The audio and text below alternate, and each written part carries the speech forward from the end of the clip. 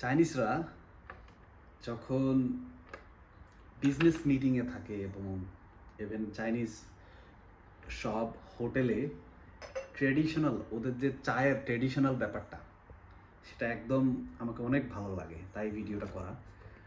আমি একটা হোটেলে আছি এবং এই হোটেলেও ওরা হচ্ছে এই ধরনের টি কালচার, চায়ের যে কালচার সেটা তারা দেখাচ্ছে এখানে দেওয়া। সো এরকম থাকে চায়ের লিগার, দেখা যাক, এই যে চায়ের লিগার, এটাকে বলে হোয়াইট টি।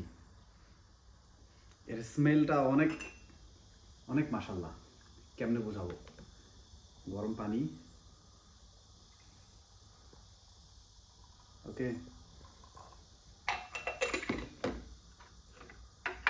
একদম চা রেডি।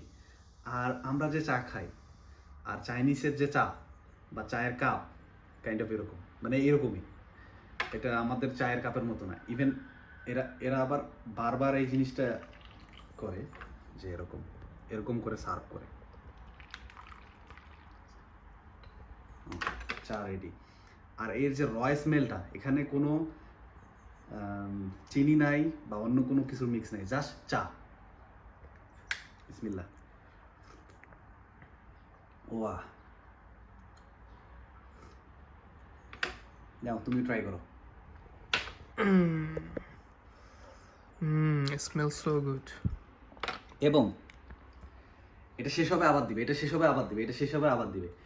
প্রত্যেকটা ব্যবসায়িক মিটিংয়ে আমি এটা দেখছি যে তারা প্রথমে ডিল ফাইনাল হোক বা না হোক এই ধরনের চা সার্ভ করে এবং প্রায় 20 মিনিট থেকে আধা ঘন্টা এই চা খাবে আর গল্প করবে, তারপর ব্যবসায়িক আলাপ। আর এর যে র যে স্মেল, এই স্মেলটা আসলে মানে চায়ের প্রতি আরো গভীরে যাওয়ার একটা ব্যাপার কাজ করে, যেটা বাংলাদেশি চা বা ইস্পাহানি লিগার বা যেটাই বলেন না কেন এগুলোর মধ্যে নাই। এই চাটা হচ্ছে একদম চা পাতার প্রথম 2 কুড়ি, সেই 2 কুড়ির র ম্যাটেরিয়ালসের সাথে এই র যে গরম পানির সাথে মিক্স করে যে ব্যাপারটা আসে সেটাই, আর অন্য কোনো বিষয় নাই এখানে। ধন্যবাদ। ওফ।